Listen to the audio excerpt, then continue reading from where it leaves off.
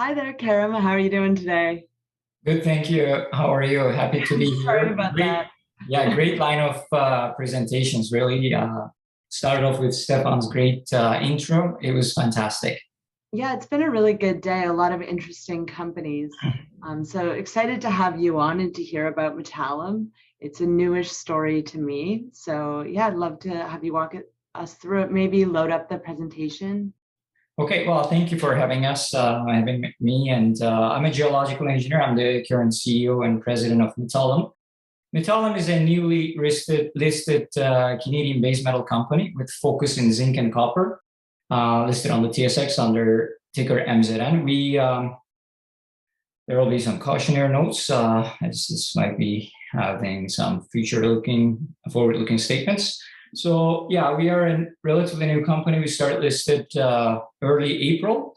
At the same time, we acquired the Superior Zinc and Copper project, which has a history of really high-grade production with the Winston mine.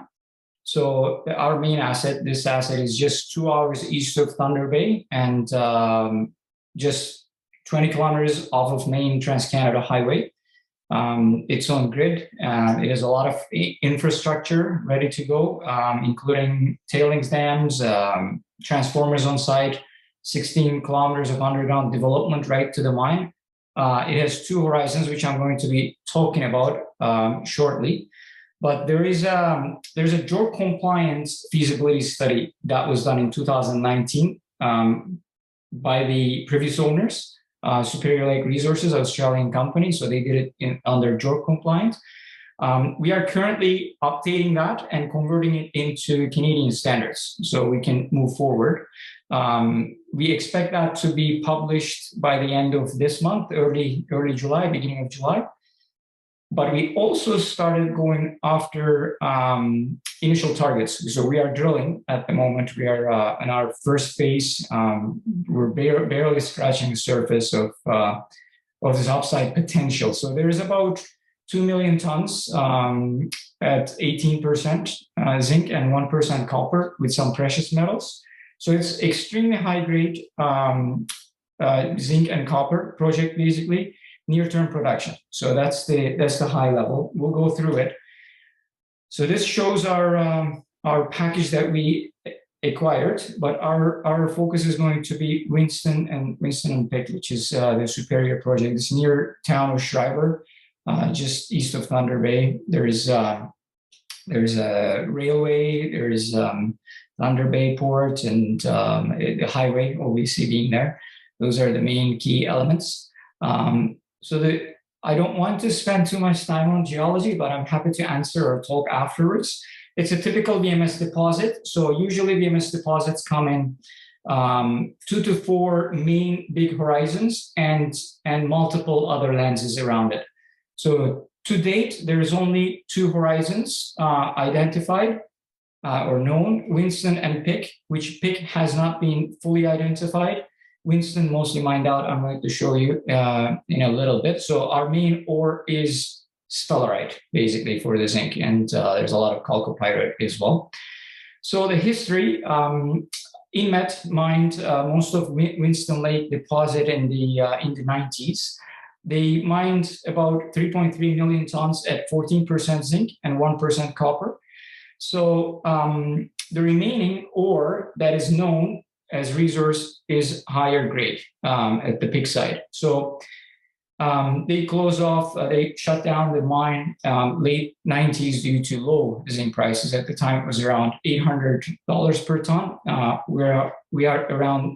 We were just over 3,000 yesterday, but today I think we're just floating around 3,000, just following up on Brandon's comments on everything went down today. So let's not take it at face value for today's prices, but yeah. So then Australians did a lot of geophysics. They did a lot of exploration, and they only drilled a couple of boreholes, confirmatory boreholes, and no drilling was done since the 90s, mid 90s, really, not much exploration done. So we acquired in April, already drilling. So the exploration history here, when you look at this. The dots here are showing the boreholes that were drilled. So red ones are the Pick Lake deposit ones that were drilled into Pick Lake. And the light blue ones are Winston, and the dark blue is the exploration that was done. So just to give these numbers, they drilled about 1,500 boreholes to identify Winston deposits, and only 247 at Pick Lake. So that alone shows you the potential that could be. Just to give an idea, they drilled about 8,000 boreholes in Flin Flon to come up with 35 million tons. So I'm not saying it's linear, we can compare it directly, but they're both VMS deposits. And the regional, as you can see, there's not much drilling around Pick Lake. This is literally the deposit, which I'm going to show you the potential here. So on the left-hand side, what we're looking at here is the two horizons. This is the Winston and this is the Pick one. The red areas, the green ones are the ones that are mined out, and the red ones are the remaining in that 2 million tons, 18% average. So the Winston side, red ones are averaging around 10% zinc, and the Pick side has about 19% zinc. Minimal drilling was done here, and no drilling at dip, as well as no drilling at here. So let me show you here.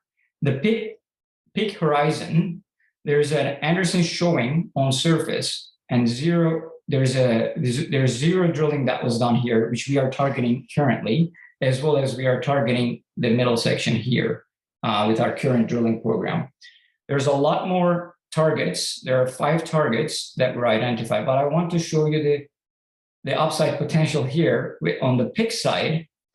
These are underground drilling, but if you look at the highest grade intercepts are like the ceiling is around 40% zinc. I'm going to talk about the metallurgy, but that was one of the problems they had. It was too much of a high grade zinc.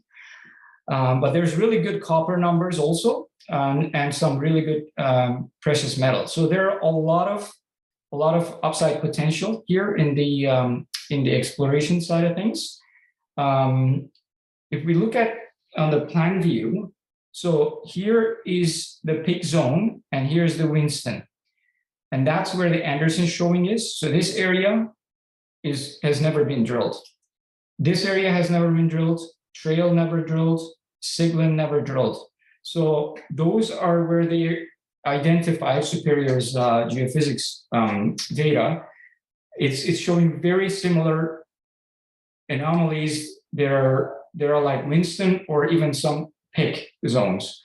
So our initial area to focus is definitely here, the Pick side, as well as around Pick and between Winston and Pick trail. So we are going after those at this point, and we expect to have the assay results hopefully by the beginning of July. I mean, the labs are pretty backed up, so we're hoping to get that. But like I said, there's only 2 deposits are known to date. All the indicators are there that there's more. Really, we're going after a lot of geophysical data. We're doing surface work. We're identifying and following up on the alteration that we're seeing in and around these deposits. But we see huge potential here with growing the resource that we have. So the current resource on the Pick side, I barely mentioned about this, but it's totaling at 2 million tons at 18% zinc, almost 1%. I mean, Pick side has 1% copper and some gold and silver. So our initial drilling program right now is just over 2,000 meters. We are going to be wrapping that up and wait for the assay results so that we can focus on or fine tune our second phase of drilling and exploration program, what we are going to do with that in order to, grow the resource, which will potentially help us identify what best way to open the mine for early access to ore.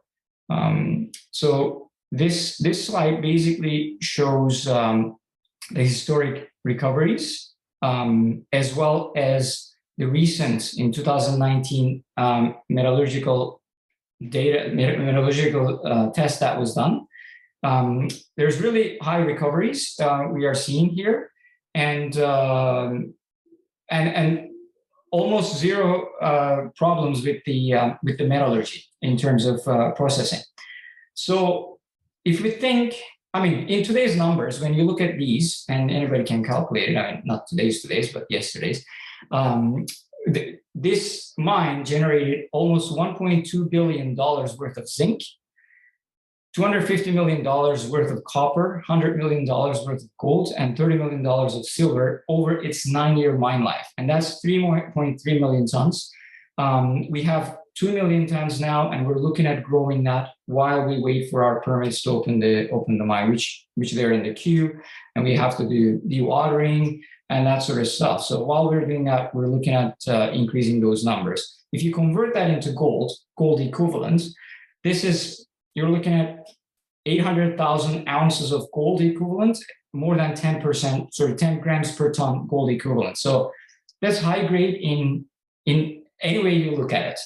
Yes, I mean, it's 2 million tons. It's not super big, but there's a big potential to grow it. This is what I mean. I mean, by grade comparison, it's by far the highest grade in Canada, or North America, if you will. The resource is 2 million tons as it sits, but huge potential to increase, which we are going after right now. So every indicator is there that there is more. So this is our catalyst, basically, at this point. So we started drilling, initial drilling, and then, I mean, May is June now, but we are looking at already planning the secondary exploration boreholes and potentially some geophysics to fine-tune other areas that we see the bigger potential. We already identified a new zone that was not picked up before. In the previous slides that I mentioned, there were 5 main highly potential targets. We identified actually another one. So we might be doing geophysics. We're just evaluating we're gonna fine tune based on the results. But so the catalysts are those results, so we can move forward. We're looking at dewatering in the first quarter of new year. The feasibility study, updated feasibility study with the updated numbers as well as Canadian standards. So I can publicly refer to, which are going to be July. It says June here, but realistically, it'll be beginning of July. And our capital structure is our majority owners are the Superior Lake Resources from Australia, because this transaction was share-based. So it was kind of like a reverse takeover. They don't have any board seat or management. They're just silent shareholders, which are in escrow. Sprott is our biggest supporter. They support us fully, and we also management. We have skin in the game, meaning Simon and I, as well as some of the board members. So yeah, our enterprise value to resource is very favorable. We are cheap right now, very cheap. With really good upside potential. So the management is, apart from me, we have Bob Middleton as our exploration manager for this program. And then Simon is the founder and board chairman. He's been very successful. He was the founder of Fortuna Silver, and he had numerous discoveries in Canada as well as in South Latin America. So we have a couple of really good VMS geologists as well on our board. But our advisory board, we have Mark Cruz, who started Trevally and grew that into one of the top 10 zinc producers with 4 mines and in excess of $1.5 billion company. And David Lang grew and opened mines in Africa and finance a bunch of and there is one person missing here is Jim Piquel. He's our consultant geologist. helping us big time with this VMS deposit. He was paramount on finding Flin Flon VMS camp. So why Zinc now? I mean, what else is there to say other than what Brandon as well as Stefan said about zinc? I mean, zinc is really, it's non-toxic, and when you're looking at battery perspective, it's easy to transport, it's non-hazardous, long lifespan, and the operating temperatures are like, I don't know, minus 32 plus 60 degrees, and fire resistance. And what is interesting is the university, Hanyang University in Korea, last week, they published a paper that they came up with a very compact battery, rechargeable battery for vehicles, and they tested it with 15-minute charging. The vehicle was able to go 900 miles. So that could be a game changer as well, apart from being the cheap and safest battery energy storage that is New York, California, and a couple of other states are moving towards zinc air batteries for storage. That could also be something as a catalyst for zinc going forward. But yeah, Stefan covered really well on that, which is his thing. So Metallum, we are part of Gold Group. That's mainly what Simon Ridgway started those companies, and so we share costs, administrative costs like CFO, corporate secretary, the office, accounting, investment relations, that sort of stuff. So we can focus on growing the company as well as our projects. But what is also beneficial from that group is the expertise. Like I can call Simon anytime, I can call Bruce, who runs Radius, as well as a couple of other companies he's involved. He's a fantastic geologist. And some others. I have secondary board members that I can always call. That includes Fortuna Silver as well in this group. So I think I didn't overdo the time, but I'm very accessible. I'm happy to answer any questions or comments. Thank you very much. I actually have one question for you, Kerem. So that group that you got the asset from, Superior Lake, sorry, I don't know Resources. Yeah, they're Australian listed. Yeah, so I'm not familiar with them. I obviously listened to what you talked about the transaction. You said that their shares are in escrow. What are the terms of that escrow, and when do the lockups start coming off? And do you have any idea what their intentions are? Yeah, absolutely. That's a great question. So at the bottom, we can see it can be liquid in 3 years, basically. As you can see, 5% every 6 months after that, 10%, and so relatively increasing a little bit after that. Their intentions are, they did all this work. Because of COVID, they couldn't sustain, they couldn't move forward. So they were looking initially for a partner, and then this turned into an acquisition because they wanted to focus on other assets they have, namely uranium.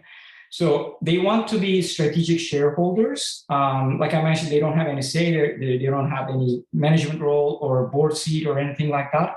They want to stay as shareholders. Obviously, every shareholder says they are not here to sell. We don't know, but we know that they want this mine to be opened. I don't think they will be in a hurry to sell, to be honest. I don't know what the future holds, but we're looking at, in a very short amount of time, I can't really specify the numbers based on the JORC-compliant feasibility study that's been considered as historic, even though it was done less than 2 years ago. We're looking at a very, very short amount of time to open the mine. So after that, we have to see, but they don't have any intention of selling the shares they have. In terms of, hi, Kerem. Hi. I imagine there are no legacy issues then with the mine. No, there's no legacy issues. There's a royalty on 2% royalty on to the prospector who picked up and did the deal with Superior Lake before that. Great guy, great geologist. He's been really paramount and very helpful to us. We are in constant communication with him. Other than that, pardon? Is that Kevin Keevy? That is, yes. You know him. Yeah, that's right. Yeah, we talked about that. Yeah, that's right. That's Kevin Kiwi. He's really fantastic. But other than that, legacy issues, really, there's nothing. First Nations are very supportive. We have great ESG initiatives. That's one of the things that we talked initially with the Gold Group, how we do things. Mining has always been environmentally conscious. They always went above and beyond. Even the Canadian companies, I mean, there are exceptions, obviously, but the good ones have always been, you're in Turkey. I've seen in Turkey. I'm originally from Turkey. I grew up there. They do really good stuff to the local communities. Anyway, so that's one of the things we are focused. Actually, I didn't mention, but we have great relationship with the First Nations in the area. They are very supportive. What we have been doing, our drilling contractor is First Nations owned and operated. We're doing survey as part of our mining lease conversion for the permits. That is also a JV with First Nations, and we have the water monitoring through First Nations in the area. So that's one of the things we do. And other than that, there's really nothing. Metallurgy is very clean, free of deleterious materials. And the only problem they had when they were running the mine or processing was that it was too high of a grade that they had to dilute it in order to process it. So that was the problem. I mean, it's still a problem, good problem to have, but it's still a problem. So we're looking at a couple of other options to get around that. One of them is doing part of the process underground before taking it to surface. That's also, I mean, too early to say. It's going to come down to, efficiency and environmental impacts, basically. So, yeah. Sounds like you have a great asset and a team with the know-how there. So congratulations on that. Thank you.